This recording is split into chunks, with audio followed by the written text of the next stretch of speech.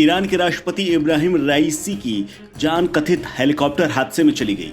इस हादसे में इब्राहिम के अलावा ईरान ने कई बड़े महत्वपूर्ण लोगों को खो दिया।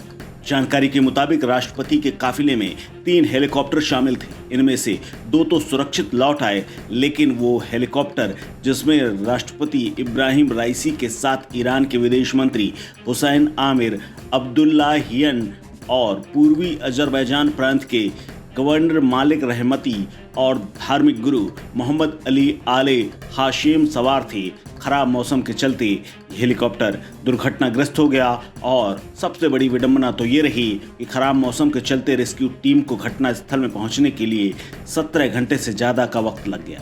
हालांकि इस हादसे को लेकर के तमाम सवाल भी खड़े हो रहे हैं। जहां हेलीकॉप्टर पूरी तरह से जला हुआ मिला, वहीं अब सवाल उठ रहा है कि क्या सिर्फ खराब मौसम के चलते एक विमान जो कि हाई सिक्योरिटी के बीच में चल रहा हो, वो ऐसे दुर्घटनाग्रस्त हो सकता है। वहीं दूसरी तरफ सवाल ये भी उठ रहे हैं कि क्या विमान हादसे को लेकर के मोसाद का कोई हाथ तो नहीं, क्योंकि बीते काफी दिनों से ईरान और इजराइल के बीच में संबंध तनावपूर्ण थे। इसके अलावा सोशल मीडिया पर तो तमाम तरह की चर्चाएं भी चल रही हैं। आपको बता दें कि ईरान और इजराइल की दुश्मनी किसी से छिपी नहीं है। दोनों देश एक दूसरे के कट्टर दुश्मन हैं।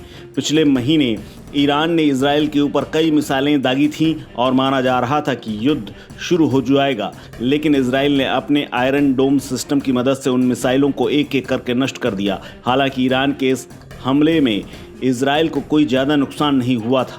हालांकि इजराइल इस हमले के बाद चुप था और सिर्फ उसने चेतावनी दी थी। हालांकि अब इस हादसे को लेकर के भी सोशल मीडिया पर चर्चा है कि ये अटैक कहीं ना कहीं हो सकता है इजराइल ने बदले के रूप में लिया हो, और इसीलिए उसने समय और तारीख भी नहीं बताई थी। अब उसने सीधे ईरान के राष्ट्रपति इब्राहिम राइसी के हेलीकॉप्टर को ही मार गिराया हो। इसी बीच चर्चा ये भी है कि इस विमान हादसे के पीछे कहीं ना कहीं मोसाद का हाथ है, जो कि इजराइल की एक विश्वविख्यात खुफिया एजेंसी है। ये चर्चा इसलिए भी तेज हो गई है क्योंकि इजराइल के लोगों ने ईरानी राष्ट्रपति के साथ हुए इस हादसे के लेकर खुशी जाहिर की थी। उन्होंने इस हादसे को ईश्वर का न्याय बताया था। साथ ही इजरायलियों ने हेलीकॉप्टर क्रैश होने की घटना को ऊपर वाले का करम बताया था। साथ ही इजराइल के लोगों ने लगातार सोशल मीडिया पर यह लिखना शुरू कर दिया है कि इस हादसे में उन्होंने बदला ले लिया है, यानी मोसाद का सीधे तौर पर हाथ है। हालांकि इस बात की अभी तक पुष्टि नहीं हुई है, लेकिन सोशल मीडिया पर जो तमाम खबरें वायरल हो रही हैं और पोस्ट आ रहे हैं, उससे इस बात की आशंका जताई जा रही है।